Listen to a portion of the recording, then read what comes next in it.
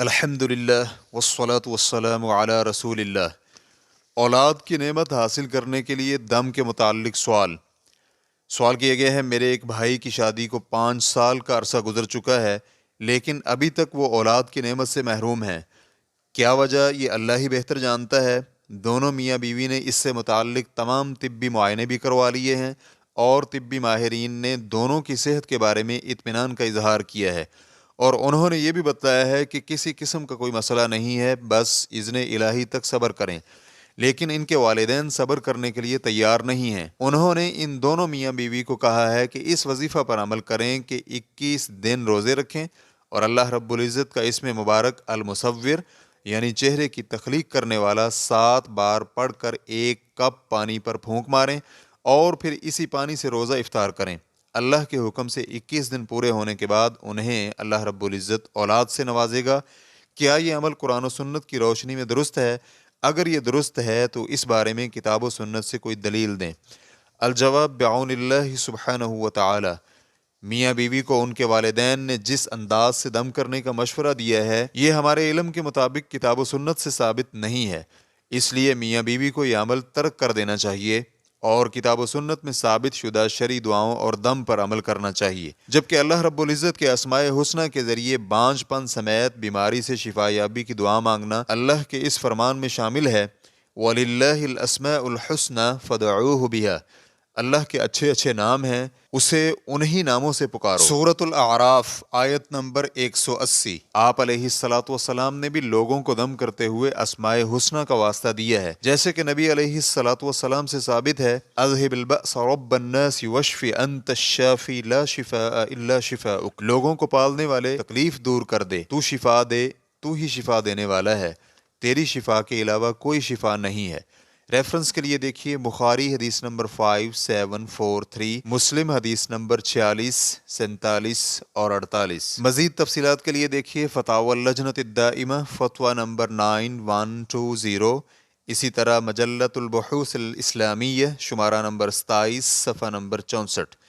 تاہم اس میں الہی المصور کو متعین کرنے کے لیے دلیل چاہیے، جو کہ کتاب و سنت میں نہیں ہے، اس لیے کسی اسم الہی کو کسی مخصوص کام کے لیے متعین کرنا غیر شرعی عمل ہوگا، جبکہ اس بارے میں شرعی عمل یہ ہے کہ دعا کرنے والا دعا کی مناسبت سے کوئی مناسب اسم الہی اختیار کرے، مثلا دعائے مغفرت کے لیے اللہ کا نام الغفار اس کو اپنائے۔ یہاں ایک بات کی طرف توجہ دلانا بھی ضروری ہے کہ بچوں کی پیدائش کا تعلق اللہ رب العزت کی مشیت سے ہے۔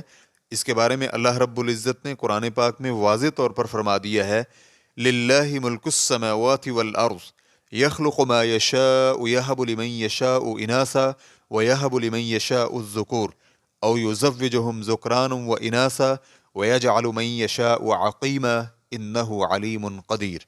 آسمانوں اور زمین کی بادشاہی اللہ ہی کے لیے ہے، وہ جو چاہتا ہے پیدا فرماتا ہے، اور جسے چاہتا ہے بیٹیاں عطا کرتا ہے اور جسے چاہتا ہے بیٹے عطا کرتا ہے، یا انہیں بیٹے اور بیٹیاں ملا کر عطا کرتا ہے، اور جسے چاہتا ہے بانجھ بنا دیتا ہے، بے شک وہ جاننے والا اور قدرت رکھنے والا ہے۔ سورۃ الشورى آیت نمبر 49 اور 50۔ اس لیے اولاد کا مکمل طور پر اختیار اللہ کے پاس ہے، لہٰذا میاں بیوی دونوں کو ہی چاہیے کہ اللہ رب العزت کے سامنے گڑ گڑا کر نیک اولاد کا سوال کریں اور پوری گریہ زاری کے ساتھ ذکر و دعا میں مشغول رہیں۔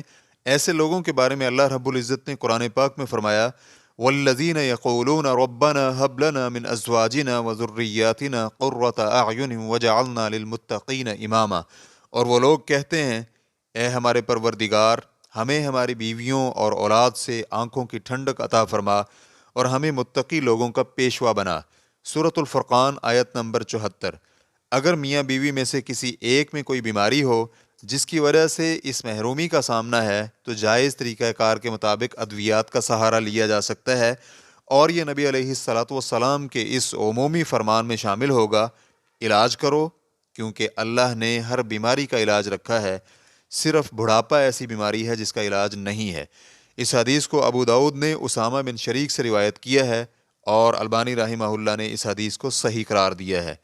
اسی طرح نبی علیہ الصلوۃ والسلام کا فرمان ہے، اللہ رب العزت نے کوئی بیماری ایسی نازل نہیں کی جس کے لیے شفا نازل نہ کی ہو۔ ریفرنس کے لیے دیکھیے ابن ماجہ حدیث نمبر 3482 اور البانی رحمہ اللہ نے اسے صحیح قرار دیا ہے۔ اولاد کی نعمت سے محرومی کا سبب کچھ بھی ہو، ہر حالت میں اللہ رب العزت پر کامل بھروسہ ہونا چاہیے، اللہ پر توکل ہو اور اللہ کے فیصلوں پر مکمل صبر ہو، اور یہ یقین کر لینا چاہیے کہ اللہ نے اس کے لیے اس نعمت سے محرومی پر صبر کرنے کی وجہ سے خوب اجر عظیم رکھا ہوا ہے۔